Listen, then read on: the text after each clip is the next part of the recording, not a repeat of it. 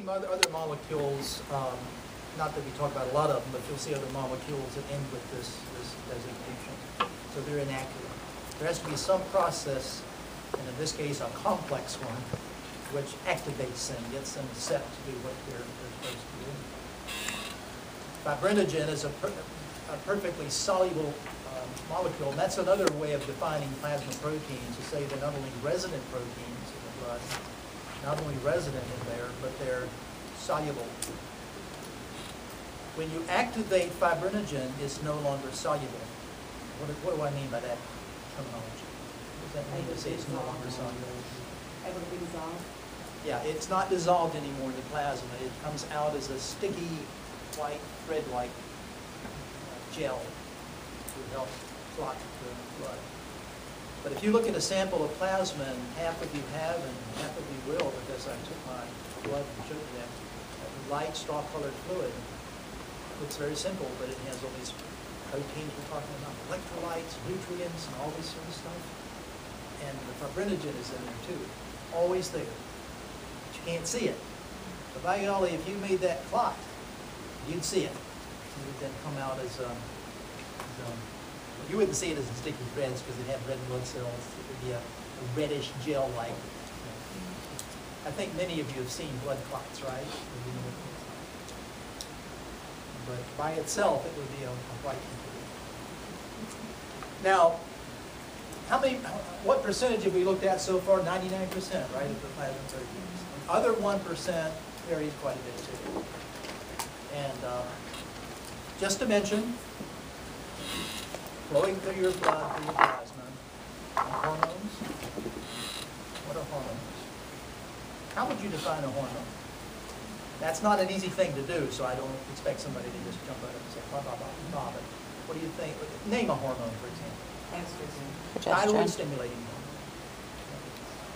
hormone. Human growth hormone. Insulin, etc. What these powerful chemicals do, they regulate various body functions, whether it be growth, metabolism, fluid balance, whatever. They're regulated. And they're flowing through your plasma too.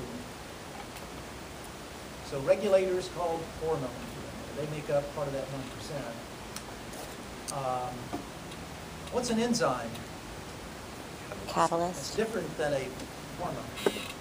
Catalyst. What does chemical catalyst do? Facilitates reactions. The rate of a chemical reaction. And we have a lot of them in our body that are going on all the time, and that have to maintain a certain speed or rate, or we cannot survive. And to maintain that speed, to make those reactions go fast enough, you have to have enzymes to catalyze those reactions. We'll mention a few enzymes along the way, particularly when we get into the digestive system, but there are many, many of them that are inside cells, in other body fluids, but also in the plasma, and measurable quantities.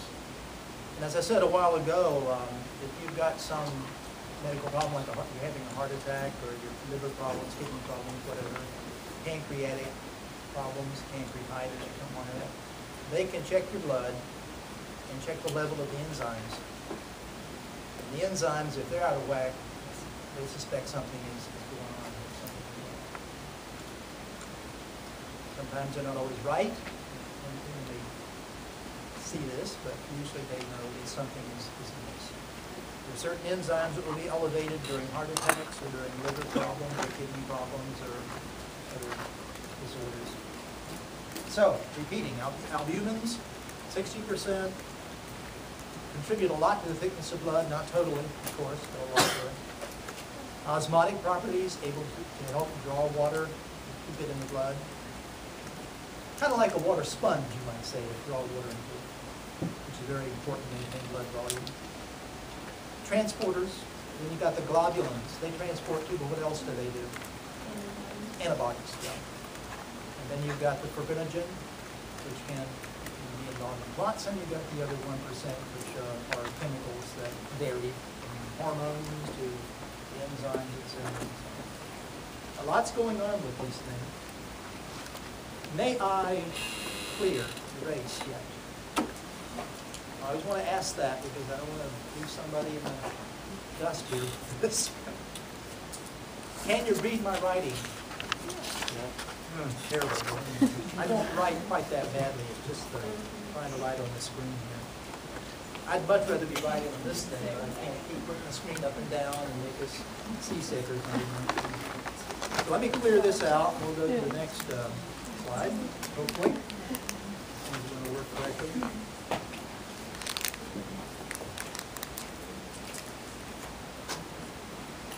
Nope, too far. Here we go. Let's go to red blood cells. We looked at the plasma. Now we're going to start looking at formed elements. If you recall, the term formed elements just refers to all of the different types of cells and quasi-cells that we have within our bloodstream, including blood. Remember, we described blood as a connective tissue, so we looked at the matrix, which is the plasma. Now we're going to look at the cells, which are cellular components of the connective tissue.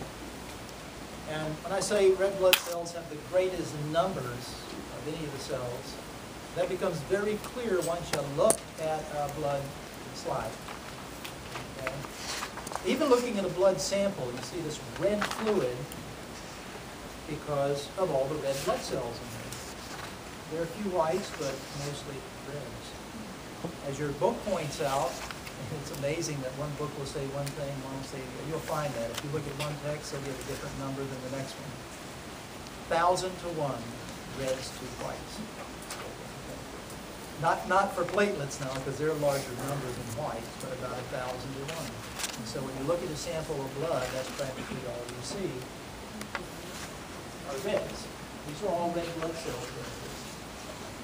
Now, unfortunately, they didn't stick a white in here to show you there are whites or anything like that, but they're red. What do you think this little tiny, tiny spot would be right there? If you can see it from the back row, you probably can. That'd be a platelet, yeah. No whites, though. And I could add one to it, but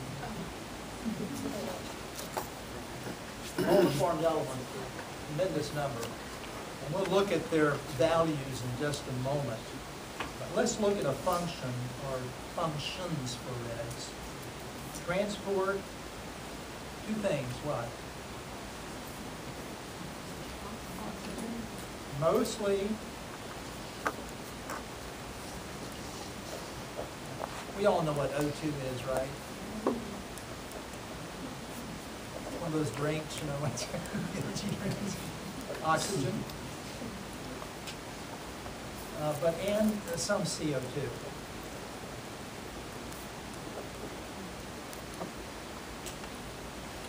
Doesn't carry a tremendous amount of your CO2, probably 20 to 30% or so, but it does carry some of it. Most of the time when somebody says, what does a red blood cell carry out your body, you'll say oxygen, but remember, some CO2. There are some other more intricate goings-on within the red blood cell that are involved in respiration and transport. We'll get to later. Right now, we'll just say it carries O2 and some CO2. The size, well, that's no mystery. Why? That's it right here.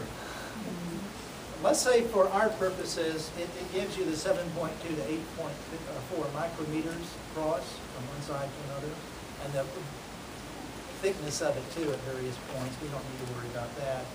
What I do want you to know though is the average is about 8 micrometers from one side to another. This is your symbol for a micrometer. You see it down at the bottom there too. Also sometimes called a micron, people call them that. I know that everybody in here is not versed totally in the metric system. I think after 12, 15 years of education, you should know something about it. Some of you folks, you might have come from a place where that is the unit. Those are the units you use, all different measures. But they're prefixes and suffixes that tell you what we're talking about. When you say meter, that refers to length measure, right? And when you have micro in front of it, what does that mean? 1,000. 1 millionth. What is milli? Thousand. 1/1000ths. Okay. So in this case, it's 1/millionth of a meter is a micrometer. And these guys are 8 across, and that is not very big. I mean, certainly they're smaller cells, but that's in bacteria, much smaller than that. Basically, that is a very, very small cell as our cells go. Now, you can see the shape of it. You can't tell much here, but you can tell a little bit here, especially here in the cross section of it. It's thicker at the edges and thin in the middle. There are some reasons for that too. It's not just by accident that this kind of a situation, shape occurs. Clear? No problem there? You get tired of hearing me say that, I'm sure.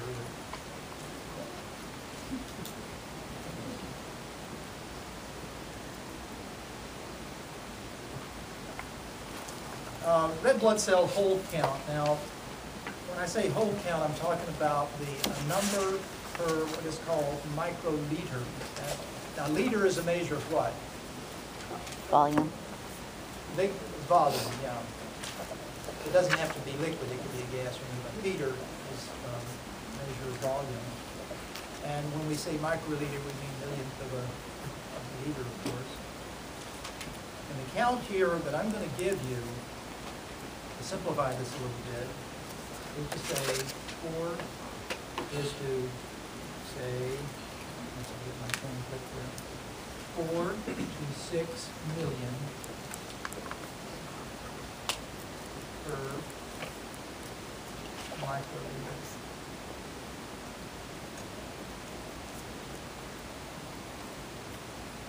Now, your book would give the ranges 4.2 to 6.3. We don't have to be quite that accurate. And you'll notice in your readings in the book that men and women are slightly different. There's certainly an overlap, but women tend to have fewer RBCs per volume than men.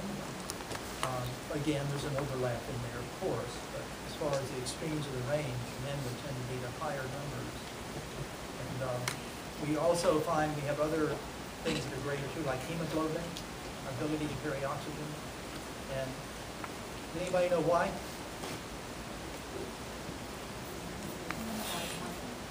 Men have Why more we would muscle. have more iron, more red blood cells, more hemoglobin.